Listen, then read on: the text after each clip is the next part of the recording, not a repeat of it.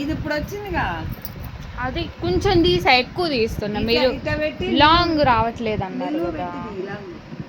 Long అయితే ఇట్లా తీయాలి. అట్లా అట్లా తీస్తూ తీస్తూ నేను ఉండగానే ఆగిపోయింది పొద్దున. ఇప్పుడు అర్థమైంది నేను చూడు. నేను కూడా ఉంటాయి ఇక్కడ చెట్టు